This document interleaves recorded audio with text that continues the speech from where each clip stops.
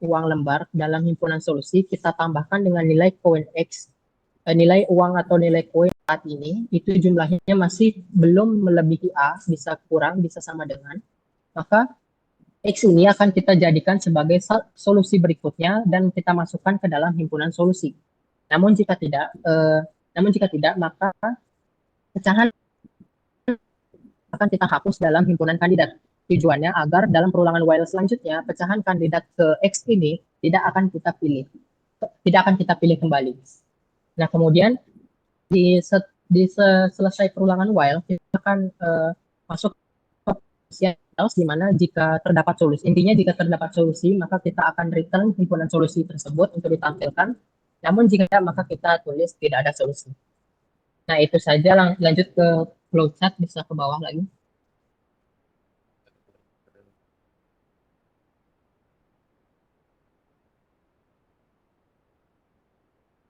Nah, ini untuk flowchart, mohon maaf jika tidak terlalu terlihat dengan jelas. Jadi flowchartnya kurang lebih sama seperti pseudocode.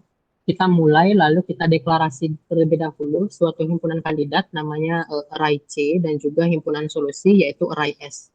Dan juga suatu integer A dan juga X. Ini tujuannya biar input user itu adalah suatu bilangan bulat, karena di penukaran uang ini kita tidak menerima hasil yang negatif maupun yang desimal atau pecahan.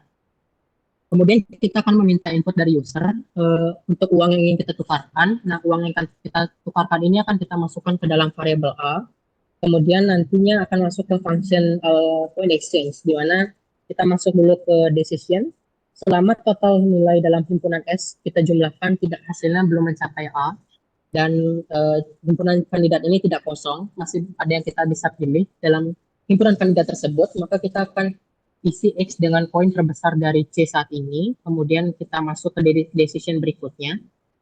Apakah total nilai himpunan apakah total nilai uang dalam himpunan solusi jika kita tambahkan dengan X nilainya belum melebihi A? Jika iya, maka kita akan sertakan X dalam himpunan solusi sebagai solusi berikutnya untuk penukaran uang. Namun jika tidak, maka kita akan hapus nilai X dari himpunan kandidat.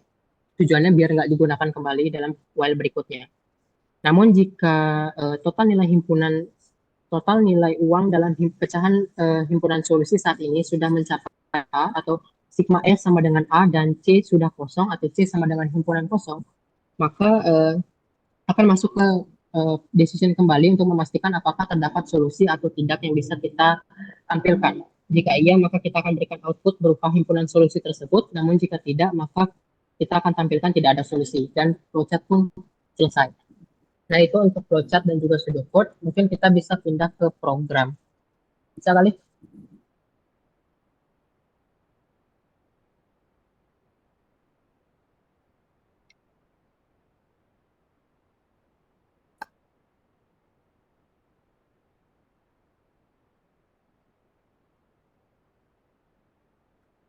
Yang satu beredi tukar uang.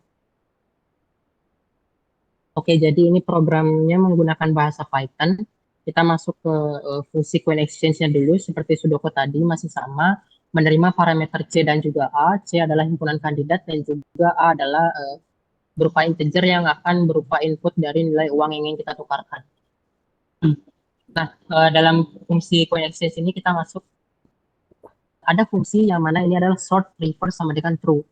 Nah, semisal jika himpunan kandidatnya itu tidak terurut dengan benar, maka kita akan panggil fungsi sort ini untuk bisa mengurutkan himpunan kandidatnya terlebih dahulu secara descending. Jadi otomatis nilai dari indeks terawal itu adalah nilai terbesar, dan yang dilanjutkan sampai hingga yang terakhir itu adalah nilai yang terkecil. Kemudian kita deklarasikan himpunan solusi dengan suatu array kosong. Masuk ke while, jadi while sum S tidak sama dengan A, artinya total nilai dalam solusi itu belum mencapai A, dan len C lebih dari 0, artinya himpunannya itu tidak kosong. Maka kita akan isi X dengan C indeks ke 0. Jadi artinya X akan menunjuk nilai terbesar dalam himpunan kandidat, yang dimana itu adalah indeks terawal. Bisa dibilang array C indeks ke 0. Kemudian lanjut ke if else, jadi jika total nilai himpunan solusi saat ini kita tambahkan dengan nilai X yang ada saat ini, itu hasilnya masih kurang dari atau sama dengan A, kita bisa sertakan X ke dalam himpunan S, caranya S.append X. Namun jika sudah melebihi nilai A, maka kita akan hapuskan nilai yang serupa dari X dan juga yang ada dalam himpunan kandidat atau C. Caranya adalah C.pop indeks ke 0. Nah, di luar dari while, jika sudah selesai looping while ini, maka akan masuk ke condition berikutnya. If sum S sama dengan A, jika total saat ini itu adalah sama dengan nilai yang ingin kita tukarkan atau A, maka kita akan return S untuk bisa ditampilkan dalam fungsi main. Namun jika tidak, maka kita akan return bahwa tidak ada solusi yang kita berikan. Kemudian agak turun sedikit, nah ini adalah himpunan kandidatnya, di mana sudah di set di dalam program sendiri, di mana C itu ada array 100.000, 50.000, 20.000, 10.000, 20.000, 1.000. Ada 500 juga untuk jaga-jaga misalnya usernya input pecahan 500. Nah, kita akan try accept. Jadi ini untuk error handling aja. Misalnya kalau usernya nggak masukin nilai bilangan bulat, akan berisi input tidak valid, harap masukkan angka integer. Nah, di awal program, di main, kita akan minta dulu untuk masukin jumlah uang yang kita tukarkan. Selanjutnya, uang itu akan kita masukkan ke dalam variabel A. Bulat tentunya. Ini juga error handling, if-nya misalnya kalau nilainya ternyata negatif, kita harus pastikan bahwa jumlah uangnya itu harus lebih dari 0. Nah, else misalnya uangnya itu tepat yang user, selanjutnya ada variabel hasil di mana hasilnya akan menerima return dari fungsi coin exchange. Di mana di coin exchange ini kita akan sertakan parameter C dan juga parameter A. Kemudian masuk ke pengkondisian if else, if is instance hasil dan list, artinya jika hasil ini menunjukkan suatu list himpunan solusi, maka kita akan print kombinasi uang atau koin yang digunakan berupa himpunan solusi itu. Dan juga kita akan print berapa sih lembar minimal yang dihasilkan pecahan uang ini dari uang yang kita tukarkan pada jumlah koin. Nah, bisa di-run mungkin.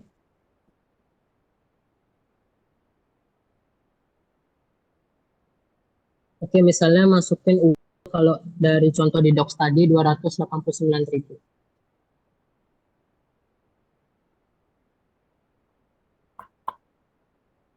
Nah, enter aja langsung. Sini ada kombinasi uang yang digunakan sama seperti cara di docs tadi. Ada lembar 100.000, satu lembar 50.000, satu lembar 20.000, satu lembar 10.000, satu lembar 5.000, dan dua lembar 2.000 dengan jumlah uang lembar. Ini digunakannya adalah sebanyak 8. Nah, itu saja untuk contoh kasus dari algoritma greedy untuk contoh kasus coin exchange. Selanjutnya akan dijelaskan oleh teman saya.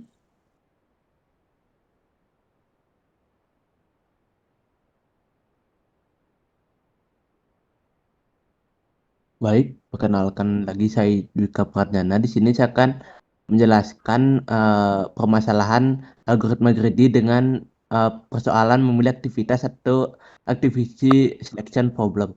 Nah, dalam contoh penggunaan algoritma greedy lainnya, kita dapat menggunakan permasalahan pemilihan aktivitas di mana kita memilih aktivitas-aktivitas yang saling kompatibel yang dimana tidak tumpang tindih satu sama lain dengan prinsip memilih aktivitas yang waktunya selesai paling cepat terlebih dahulu. Di mana setiap aktivitas yaitu I memiliki waktu mulai dari SI, waktu mulai itu SI dan waktu selesai itu FI. Yang dalam hal ini SI lebih kecil daripada FI. Nah, dua aktivitas I dan J dianggap kompatibel jika internal SI FI dan interval SJFJ tidak beririsan. Nah, selanjutnya contoh persoalan activity selection yang saya gunakan di mana terdapat 11 buah activity yaitu sama dengan N dengan waktu mulai dan waktu selesai masing-masing seperti tabel di bawah ini. Yang dimana kita memiliki I berjumlah 11, yang dimana masing-masing I memiliki SI yaitu waktu mulai dan memiliki waktu selesai yaitu FI dengan waktu masing-masing. Nah, lanjut pada pseudocode. Nah, pada pseudocode di mana melakukan pemilihan aktivitas pertama secara langsung karena aktivitas pertama dalam daftar yang diurutkan waktu selesai selalu kompatibel. Nah, setelah itu kita akan melakukan inisialisasi indeks aktivitas terakhir dengan menetapkan J ke 1 yang menandakan aktivitas pertama telah dipilih. lalu melakukan iterasi di mana setiap iterasi melakukan pemeriksaan kompatibilitas dengan membandingkan aktivitas saat ini dengan waktu selesai aktivitas terakhir yang dipilih. Jika aktivitas kompatibel, maka aktivitas akan dipilih. Jika tidak, akan menambahkan aktivitas ke dalam himpunan A yang dimana memperbarui J menjadi aktivitas saat ini. Nah, setelah iterasi selesai, kembalikan himpunan ke A yang berisi indeks aktivitas yang dipilih. Nah, kompleksitas algoritma ini terdapat dua, yang dimana jika waktu pengurutan tidak diperhitungkan, maka kompleksitas algoritma akan menjadi 0n. Nah, sedangkan jika kompleksitas dihitung dengan waktu pengurutan, maka kompleksitas algoritma akan 0 EO n log n. Nah, sekarang kita akan menuju flowchart di mana flowchart sama dengan hampir sama dengan sudo, di mana setelah kita mulai, kita akan mengurutkan aktivitas berdasarkan waktu selesai yang dimana itu FI. Nah, setelah selesai mengurutkan, kita akan memilih aktivitas pertama. Dan aktivitas pertama itu wajib dipilih. Nah, setelah itu kita akan melakukan aktivitas selanjutnya. Nah, setelah itu kita akan mengecek apakah SI kurang atau sama dengan FJ. Jika tidak, maka akan melewati aktivitas dan kita akan memilih aktivitas berikutnya. Nah, jika SI itu kurang atau sama dengan FJ, maka kita pilih aktivitas dan memperbarui FJ. Nah, setelah memperbarui FJ, kita akan melakukan iterasi kembali, di mana kita akan melakukan pemilihan aktivitas lagi, sehingga semua aktivitas sudah dicek dan dilakukan iterasi. Nah, jika aktivitas sudah selesai semuanya, kita akan mengakhiri iterasi dan menampilkan daftar aktivitas yang dipilih. Nah, sekarang bisa langsung ke programnya.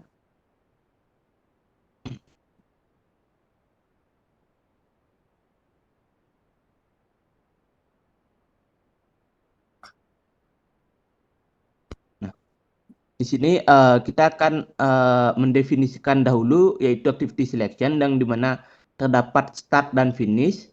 Nah, setelah itu dengan parameter start yang dimiliki daftar waktu mulai, dan setiap aktivitas finish yang memiliki daftar waktu selesai, yang dimana setiap aktivitas akan dimasukkan ke dalam N, yang dimana N merupakan banyaknya aktivitas. Nah, setelah itu kita akan ke langkah pertama, yaitu mengurutkan aktivitas berdasarkan waktu selesai, yang dimana saya menggunakan fungsi sorted untuk mengurutkan aktivitas berdasarkan prioritas, sehingga aktivitas dengan waktu selesai lebih awal akan diprioritaskan, yaitu I sama dengan finish. Nah, setelah itu kita akan mengselect activity, di mana merupakan fungsi pemilihan aktivitas pertama, di mana selalu ada aktivitas pertama dalam daftar terurut yang memiliki waktu selesai paling awal, dan last finish yang menyimpan waktu selesai aktivitas terakhir yang dipilih untuk mengetahui apakah aktivitas berikutnya bertabrakan dengannya. Nah, setelah itu kita akan memiliki perulangan for, yaitu langkah ketiga, yang dimana merupakan iterasi aktivitas lainnya, yang merupakan iterasi yang dimulai dari aktivitas kedua setelah pemilihan aktivitas pertama. Nah, memeriksa apakah waktu mulai dan waktu selesai aktivitas tidak kurang dari waktu selesai aktivitas terakhir yang dipilih. Tambahkan indeks aktivitas ke selected activity dan perbarui last finish agar tidak bertabrakan. Setelah iterasi selesai, maka akan return ke setted activities yang mengembalikan daftar indeks activity yang dipilih, yang dimana kita akan terus mengulang iterasi atau perulangan sehingga semua aktivitas sudah dikerjakan. Nah, setelah itu kita memiliki data dari gambar, di mana seperti gambar pada tabel tadi, di mana saya sudah menulis start times dan finish time yang dari aktivitas yang ada pada tabel di docs. Nah, di mana di sini kita menampilkan input data start dan finish, lalu menggunakan selected untuk indeks aktivitas yang dipilih dalam urutan asli ditampilkan dengan +1. Untuk membuat indeks selalu manusiawi atau satu mean based indexing dengan berakhir pada print yang dimana menampilkan seluruh aktivitas yang terpilih. Bisa di run. Nah, di sini aktivitas yang dipilih yaitu 1, 3, 6, 7, 11 yang dimana merupakan aktivitas tercepat yang dapat diprioritaskan dari tabel permasalahan yang tadi saya jelaskan. Sekian presentasi dari saya, yaitu permasalahan activity solved. Nah, presentasi selanjutnya akan dilanjutkan oleh teman saya, Galih. Silahkan.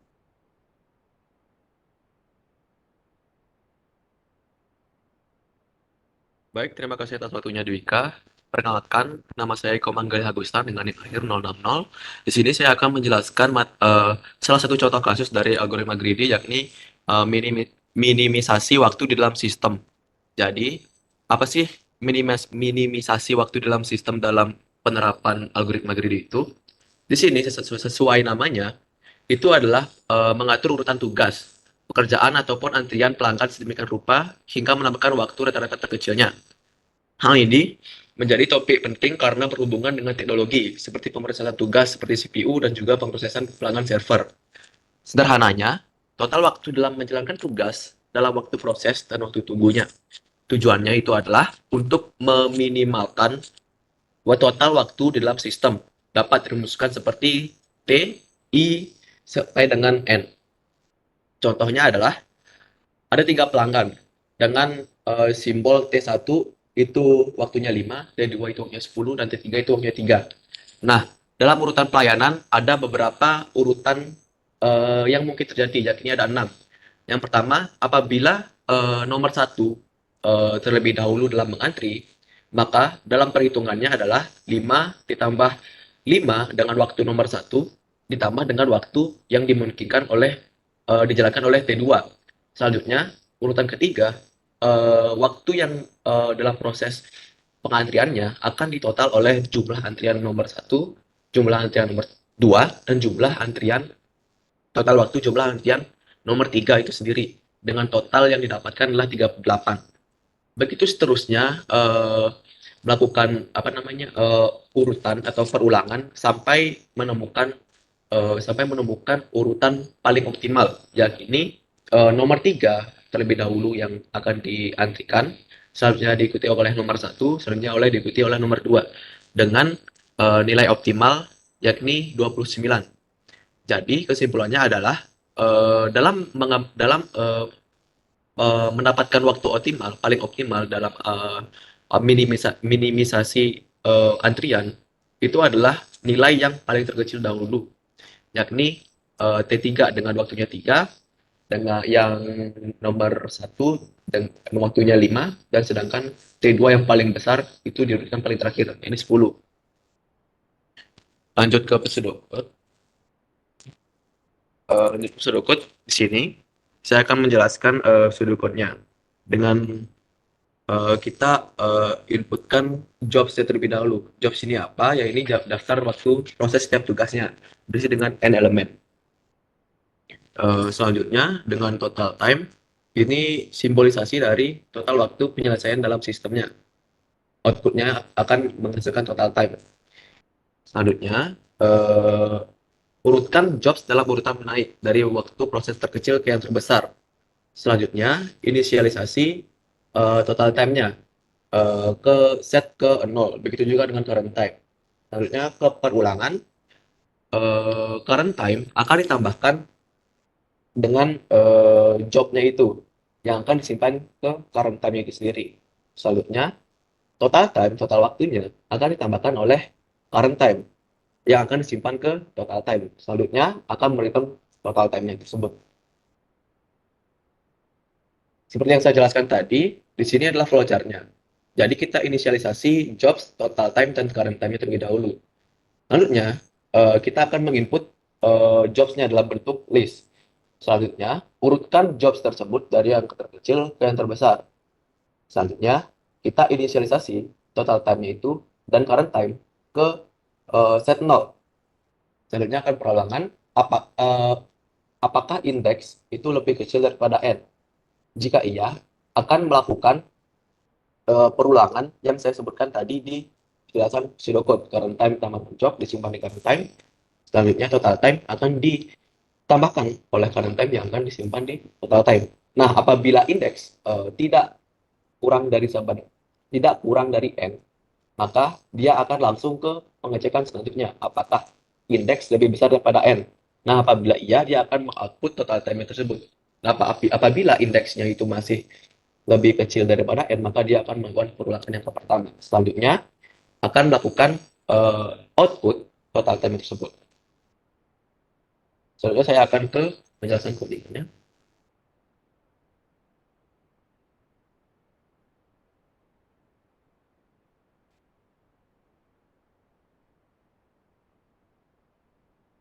Baik, di sini kita akan untuk mendefinisikan, kita harus dengan seperti ini, minimize system type dengan parameter jobs. Yang jobs ini akan berisi daftar tugasnya.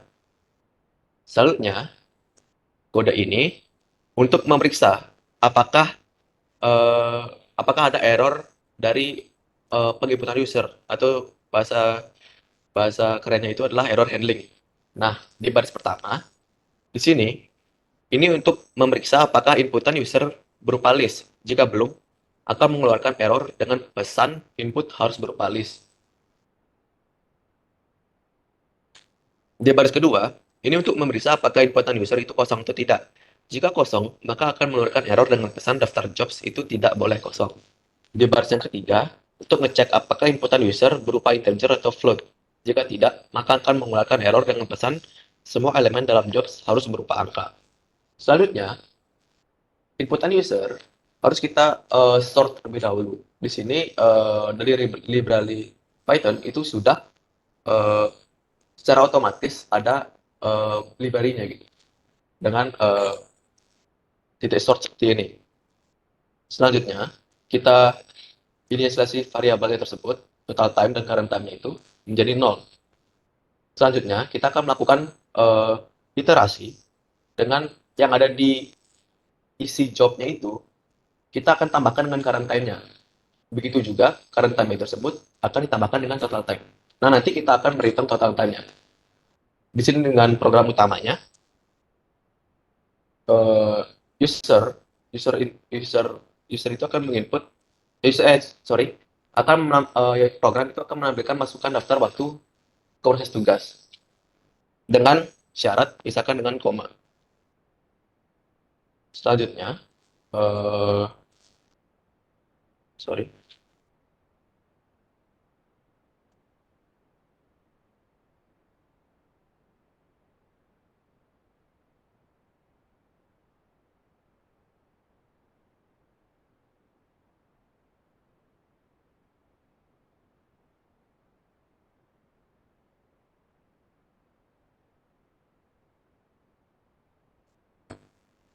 Oke, baik. Maaf sebelumnya. Nah, kita akan masuk ke try ya.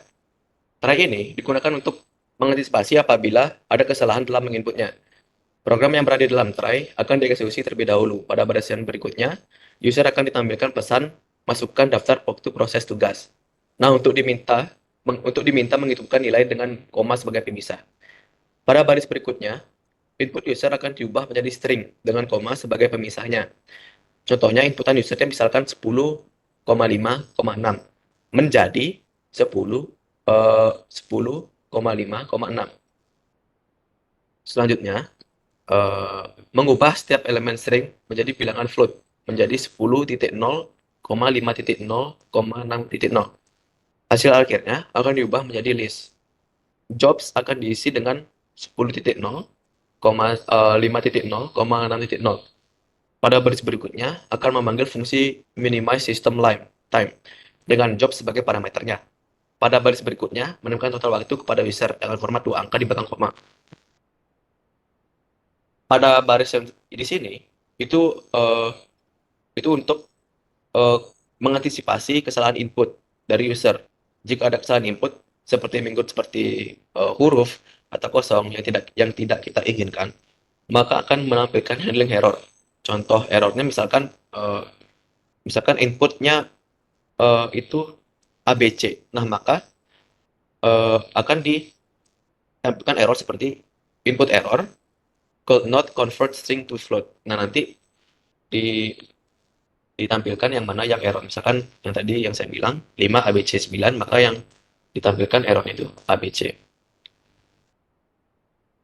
Untuk yang di bawahnya itu adalah untuk kesalahan input juga dari user, tapi kode ini punya peran untuk antisipasi di luar dari kode yang ada di atasnya ini.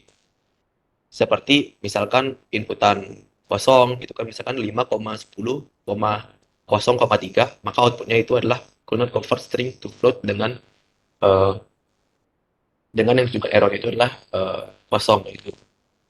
Sekian dari presentasi saya, dilanjutkan oleh teman saya. Terima kasih.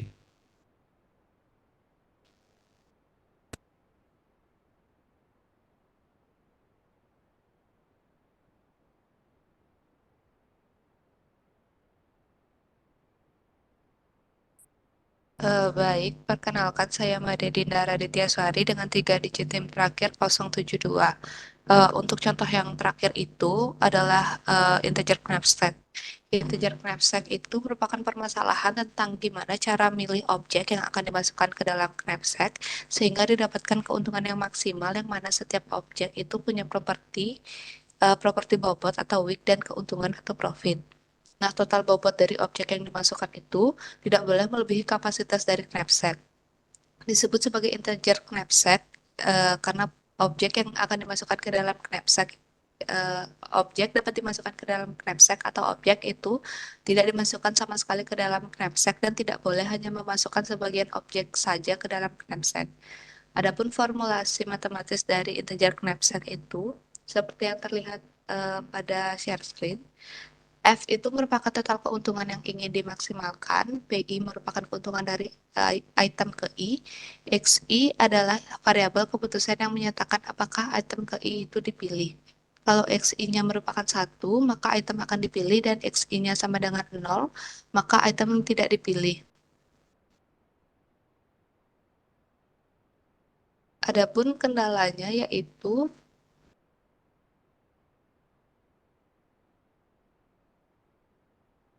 boleh ke bawah lagi. Nah, WI itu merupakan bobot dari item ke I, K merupakan kapasitas maksimum dari knapsack.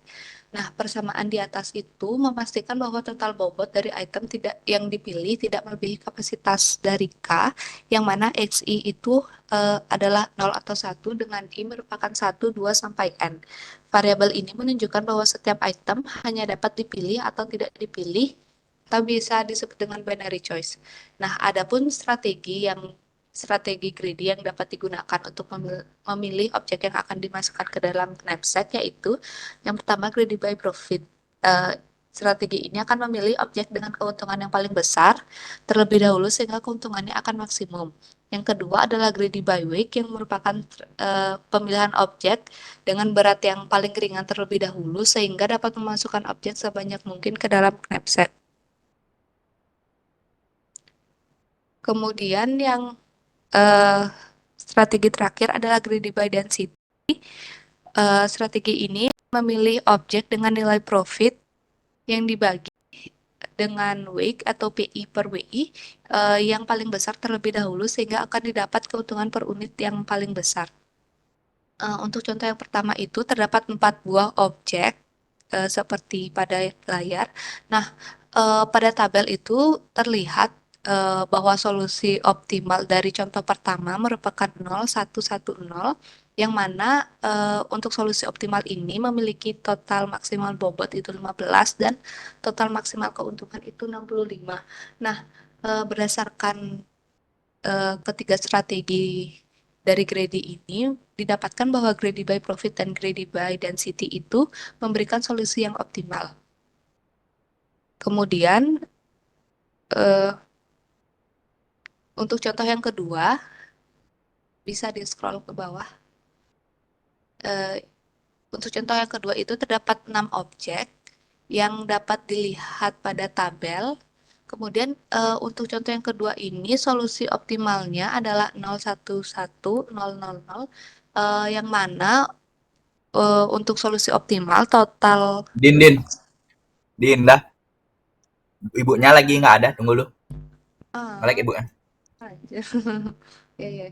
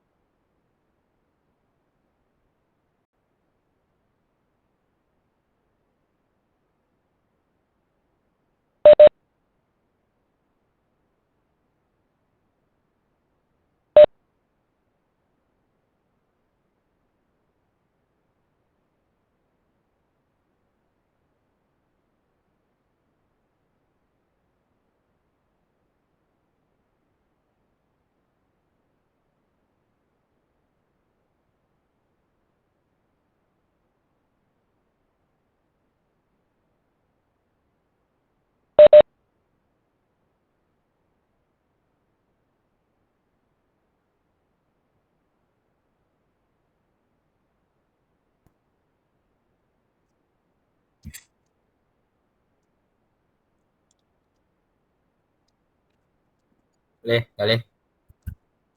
Mbak Kik Bisma leh. Bisa nggak? Ngapain? Tahu cok, gabut ya. Apalah. Apa?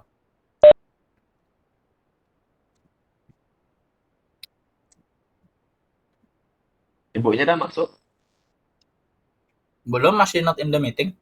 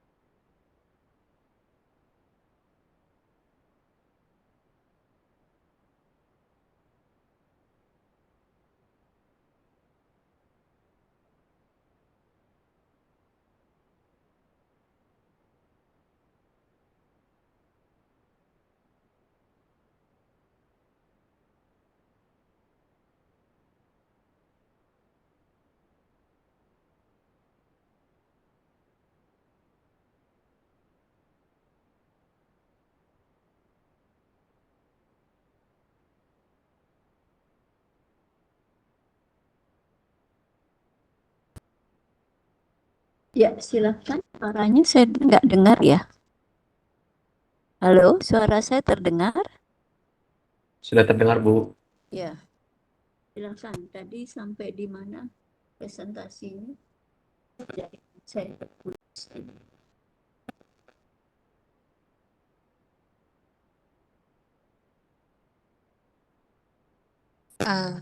Baik. Perkenalkan, saya Made Dinda Raditya dengan 3 digit NIM terakhir 072.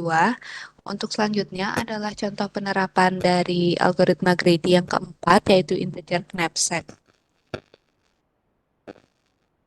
Nah, integer knapsack ini merupakan permasalahan tentang gimana cara memilih objek yang akan dimasukkan ke dalam knapsack sehingga didapatkan keuntungan yang maksimal, yang mana setiap objek punya properti bobot atau weak dan keuntungan atau profit.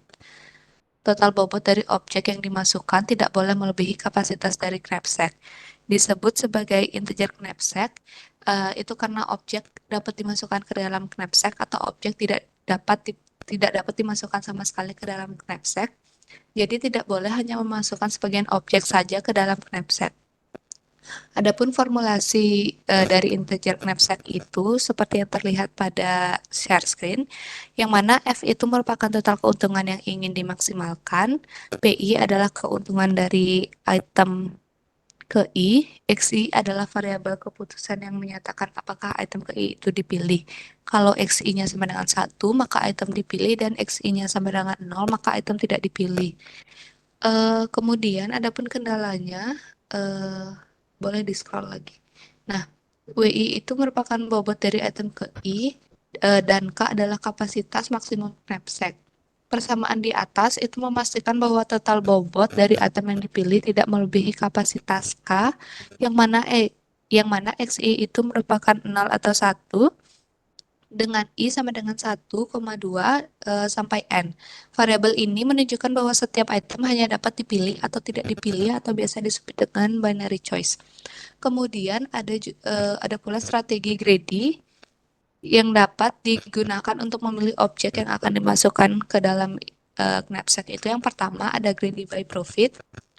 Strategi ini akan memilih objek dengan keuntungan yang paling besar lebih dahulu sehingga keuntungannya akan maksimum. Yang kedua itu greedy by weak, yang merupakan akan memilih objek dengan berat yang paling ringan terlebih dahulu sehingga dapat memasukkan objek sebanyak mungkin ke dalam knapsack. Yang terakhir itu greedy by density, yang mana strategi ini akan memilih objek dengan nilai profit yang dibagi dengan weak atau PI WI yang paling besar terlebih dahulu sehingga akan dapat keuntungan per unit berat yang paling besar. Adapun contohnya itu yang pertama terdapat 4 buah objek dengan kapasitas maksimum knapsacknya itu 16. Dapat dilihat pada tabel untuk solusi optimal dari contoh pertama ini adalah 0110 yang dengan total maksimal bobotnya itu 15 dan total keuntungannya itu 65.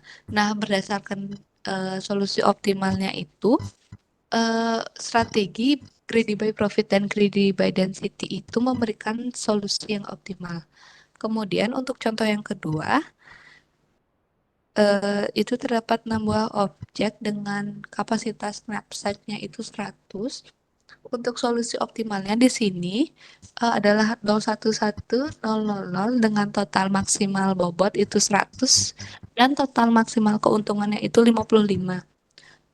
Berdasarkan hasil, ketiga strategi greedy ini tidak memberikan solusi yang optimal sehingga dapat disimpulkan bahwa penggunaan algoritma greedy itu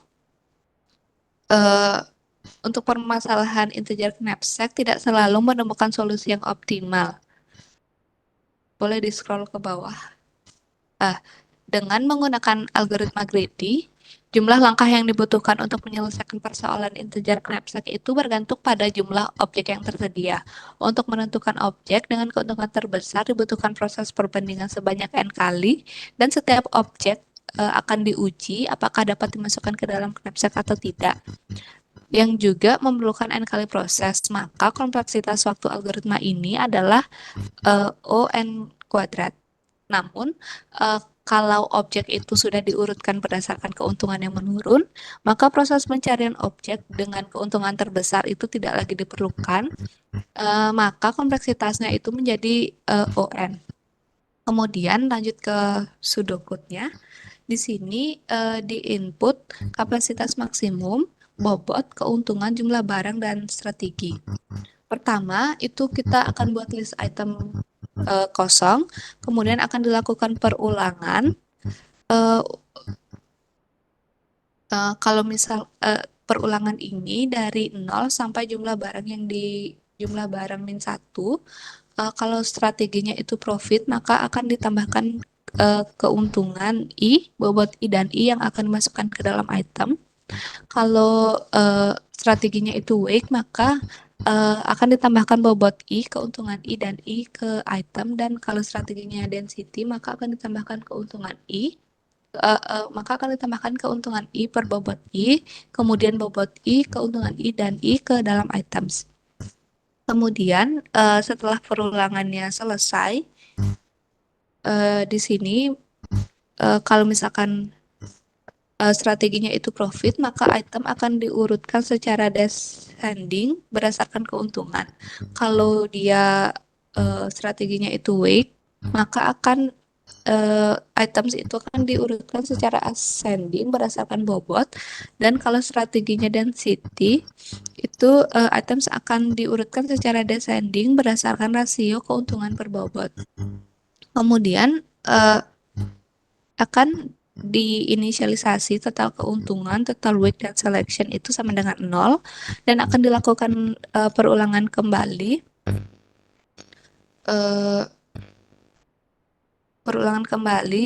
dalam items. Kemudian setelah itu akan di return total keuntungan, total weak, dan selection. Untuk flowchart-nya itu bisa dilihat pada layar, kemudian akan lanjut ke codingannya.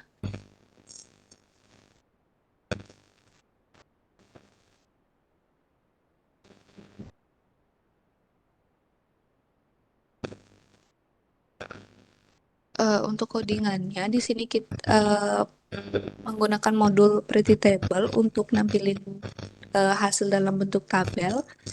Kemudian untuk fungsi knapsack ready itu menggunakan parameter kapasitas maksimum, bobot, keuntungan, jumlah barang, dan strategi. Lalu akan dibuat perulangan.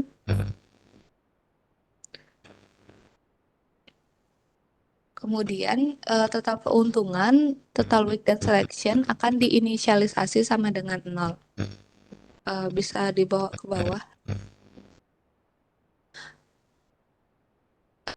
Kemudian ada fungsi knapsack optimal. Ini sebenarnya menggunakan ini digunakan untuk mencari solusi yang paling optimal dari kasus yang disediakan. Bisa di-scroll lagi.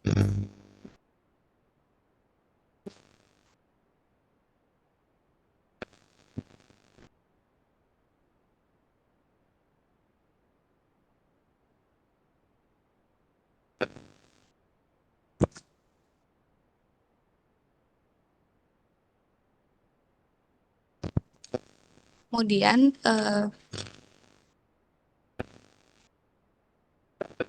untuk fungsi utamanya itu pertama akan diminta untuk memasukkan jumlah barang dan kapasitas maksimum dari knapsack.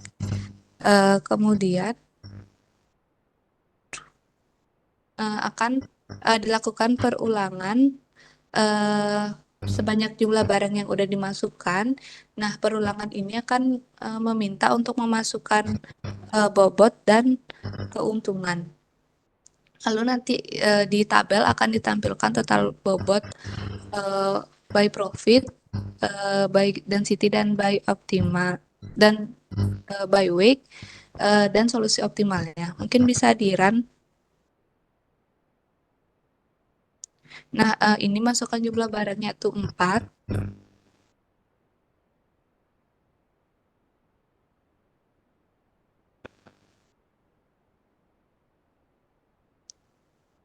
kapasitas knapsacknya itu 16.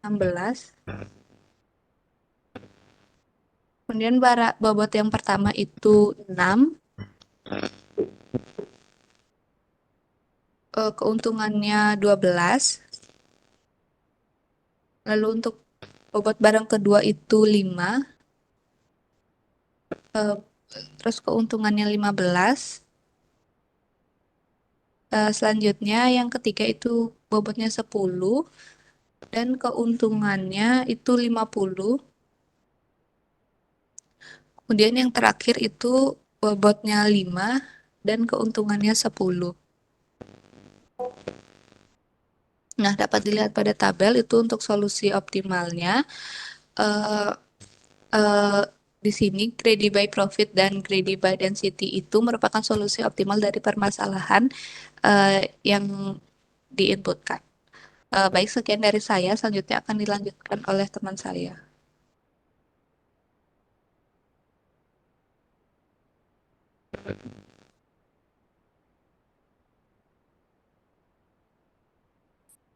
Baik, terima kasih atas waktunya kembali. Di sini saya akan menjelaskan batasan-batasan dari algoritma greedy ini. Algoritma greedy itu merupakan algoritma yang populer karena kesederhanaan dan keefektifannya dalam memecahkan masalah. Namun, algoritma greedy memiliki beberapa keterbatasan, yakni sebagai berikut. Yang pertama, tidak selalu memberikan solusi yang optimal. Algoritma greedy selalu menampilkan pilihan terbaik secara lokal saja, tanpa mempertimbangkan dampaknya terhadap masalah global. Yang kedua, tidak bisa melakukan backtracking. Setelah mengambil langkah keputusan pada satu langkah, algoritma greedy tidak bisa mengulangnya atau track back ke keputusannya itu. Yang ketiga, tidak cocok untuk semua masalah. Efektivitas algoritma greedy tergantung dengan permasalahan yang dihadapi, khususnya apakah permasalahan tersebut sesuai sifat greedy atau tidak, seperti pada algoritma Dijkstra. Jika tidak cocok, maka kemungkinan permasalahan yang diatasi oleh algoritma greedy tidak akan efektif. Yang keempat, sensitif terhadap input. Algoritma greedy membuat keputusan terhadap kondisi saat ini saja, dan perubahan terhadap input akan menghasilkan hasil yang sangat berbeda. Untuk bab penutup akan dijelaskan oleh rekan saya. Untuk penutup, algoritma greedy itu merupakan metode pemecahan masalah yang bekerja secara bertahap, di mana pada setiap langkahnya itu memilih solusi terbaik yang tersedia saat itu tanpa memperhitungkan dampak di masa depan. Prinsipnya adalah akan mengambil yang terbaik sekarang dengan asumsi bahwa keputusan optimal di setiap langkah akan menghasilkan solusi optimal secara keseluruhan. Contoh penerapannya itu adalah pada persoalan penukaran uang, pemilihan aktivasi dan minimisasi dalam sistem, serta integer knapsack. Pada persoalan penukaran uang, jika koin atau uang itu tidak terurut, maka proses greedy akan memilih koin dengan iterasi dan iterasi memilih yang memiliki kompleksitas ON kuadrat, sehingga total kompleksitasnya adalah ON kuadrat. Tetapi jika koin atau uang itu terurut menurun, maka proses greedy hanya melibatkan iterasi untuk memilih koin dan memeriksa kelayakannya. Kemudian pemilihan koin terbesar akan dilakukan dalam waktu konstan atau 0,1 per iterasi, sehingga total kompleksitasnya adalah ON. Nah, pada persoalan memilih aktivasi, kompleksitas algoritmanya adalah ON.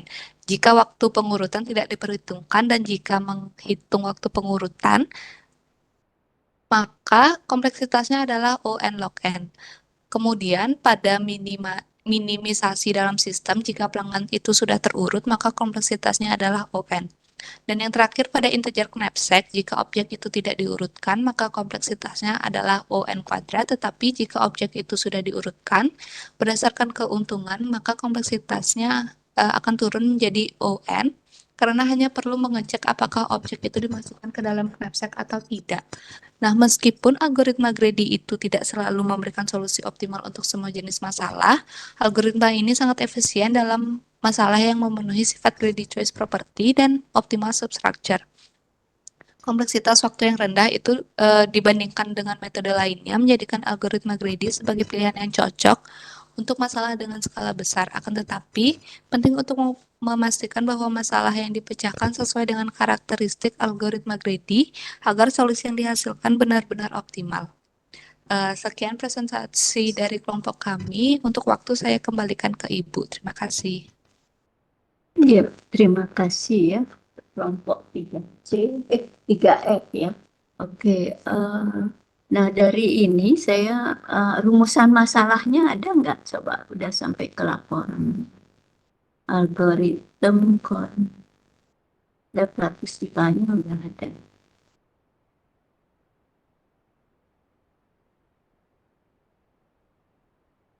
Ya, latar belakang perjalanan bisnis. Oke. Nah, rumusan masalahnya belum ada ya. Izin menjawab Bu. Untuk Ya, pendahuluan kami hanya menyertakan latar belakang saja. Rumusan masalahnya tidak kami buat. Itu kami sertakan juga berarti di laporan. ya, di pendahuluan itu ada rumusan masalah. Di bab 2 itu ada landasan teori yang digunakan untuk eh, eh, apa? Landasan teori yang digunakan untuk menyelesaikan rumusan masalah-masalah yang dirumuskan itu. Ya, yang bab 3-nya pembahasan dan implementasi ya. Pembahasan dan implementasi itu disesuaikan pembahasan dengan rumusan masalahnya. Ini pembahasan bab 2. Bab 2 itu landasan teori ya, bab 3 itu pembahasan dan implementasinya ya. Implementasi dan pembahasan ya. Kemudian itu bab 3-nya, bab 3 kan implementasi dan pembahasan. Bab 4-nya penutup atau kesimpulan dan saran. Bab 5-nya terakhirnya ada daftar pustaka ya. Nanti ini diperbaiki untuk laporannya, mungkin definisi algoritma greedy ya. Rumusan masalahnya belum ada ya di latar belakangnya. 1.1 latar belakang. Yang kedua 1.2 mungkin rumusan masalahnya ya. 1.3 tujuannya itu belum semuanya ditulis yang di sini. Bab 2-nya landasan teorinya ya. Landasan teori, bab 3-nya implementasi dan pembahasan ya. Itu sudah tinggal diinikan aja. Terus tadi saya melihat ada definisi tentang waktu di dalam sistem gitu ya. Itu diperhatikan lagi ya definisi. 1.1 definisi apa dulu ya? Definisi penukaran koin apa umpamanya ya? Itu yang pembahasan ya, definisi algoritma greedy, kemudian yang contoh algoritma greedy apa, kemudian yang ini kan landasan teorinya ini ya, bab 2 itu landasan teori, yang ketiga itu implementasi dan pembahasan, bab 4 tentang saran dan kesimpulan dan saran ya. Nanti itu aja yang saya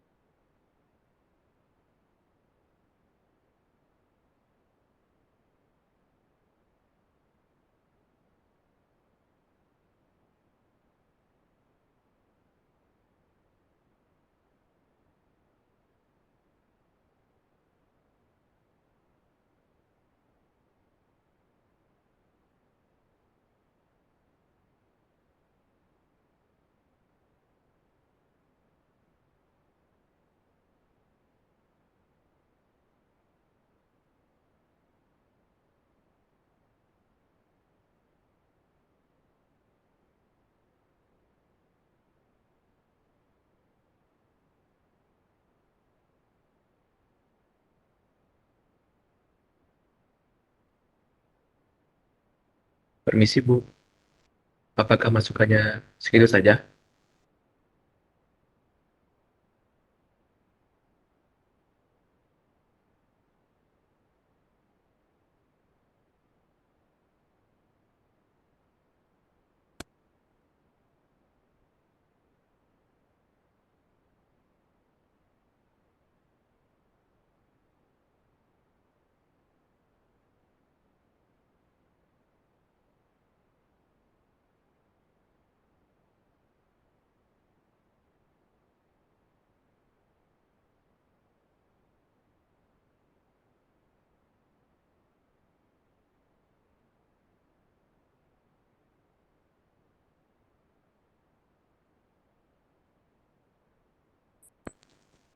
Enggak, Bu. Suaranya tidak terdengar.